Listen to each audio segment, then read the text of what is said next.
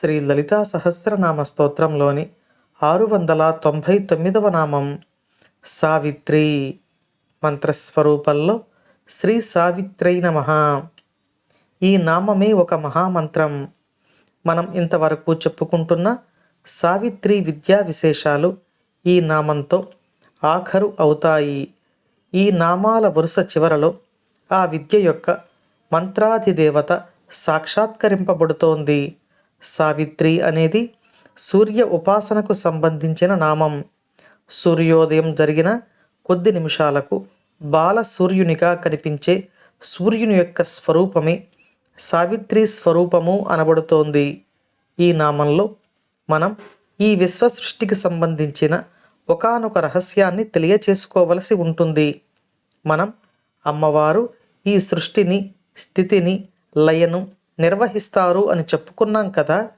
ఈ సృష్టి యొక్క స్థితి కార్యాన్ని అమ్మవారు సూర్యుని ద్వారానే మనకు అందజేస్తారు.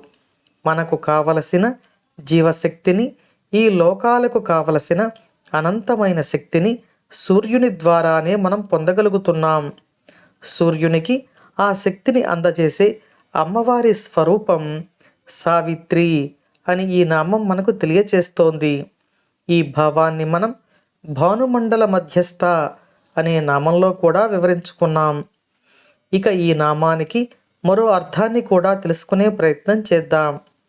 మన బుద్ధిని ప్రచోదన చేసే అమ్మవారి స్వరూపం సావిత్రి. ఈ అమ్మవారు మన బుద్ధిని ప్రచోదనం చేసి ధర్మ మార్గం వైపు నడిపిస్తారు. అంతేకాకుండా ఈ సృష్టికి సంబంధించిన జ్ఞానాన్ని, అమ్మవారికి సంబంధించిన జ్ఞానాన్ని మనకి స్ఫురింపచేసే అమ్మవారి యొక్క స్వరూపంగా ఈ సావిత్రి మాతను మనం కీర్తించుకుంటున్నాం.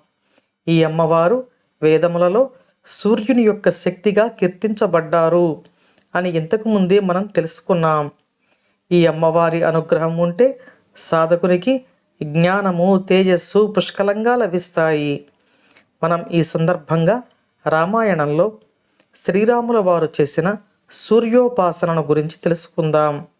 రావణ యుద్ధ సమయంలో శ్రీరాముడు ఆదిత్య హృదయం అనే సూర్యస్థుతిని ఉపదేశంగా పొంది ఉపాసన చేసి సూర్యుని శక్తిని ఆరాధించి యుద్ధంలో విజయం సాధించాడు అని శ్రీ రామాయణం మనకు తెలియచేస్తుంది.